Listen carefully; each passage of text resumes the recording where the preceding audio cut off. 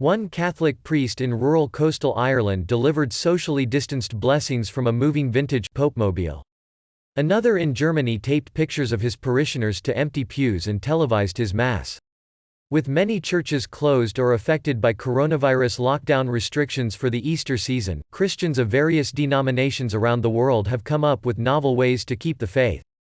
Pope Francis, leader of the world's 1.3 billion Roman Catholics, has been, as he put it, caged in the Vatican.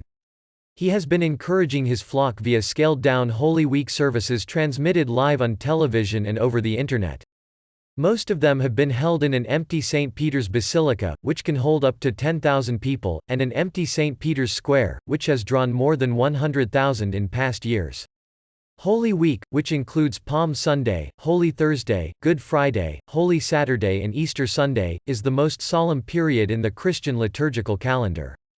We are celebrating Good Friday, the commemoration of the death of Jesus, under very difficult circumstances. Archbishop Pierbattista Pizzaballa, the Vatican's apostolic administrator in the Holy Land, sat outside Jerusalem's Church of the Holy Sepulchre, revered as the site of Jesus' crucifixion, burial and resurrection.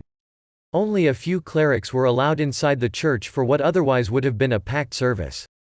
Despite the grim reality of the coronavirus crisis, many pastors have not allowed it to dampen the hope inherent in the Easter message of life triumphing over death. Since his parishioners couldn't come to him, Irish priest Malachy Conlon geared up, literally, and went to them on Holy Thursday. He drove an open-top Popemobile once used by Pope John Paul around northeastern coastal villages, blessing from a safe distance people who gathered on the side of the road as he passed. There were huge crowds, it was a moving turnout, he said after the 6-hour drive. I've never received such a torrent of messages as I have this evening, people deeply appreciative and feeling connected to one another, despite all of the distancing. On Palm Sunday in the German city of Aachern, Father Joachim Gieseler pasted pictures of his parishioners on empty pews and said Mass for a few people, including a television crew. Kirstine Bonert watched the broadcast with her family.